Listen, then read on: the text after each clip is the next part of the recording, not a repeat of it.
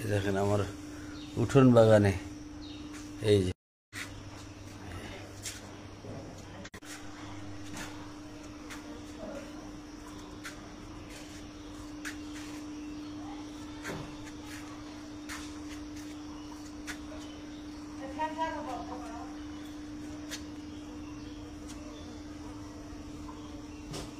মৌমাছি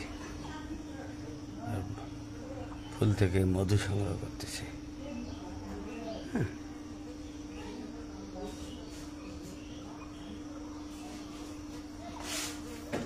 সারা বছরই আমার বাড়িতে ফুল পাবেন, কোনো না কোনো ফুল থাকবেই। আমার বাড়ি থেকে প্রত্যেকদিন হিন্দুরা এসে ফুল নিয়ে যায়।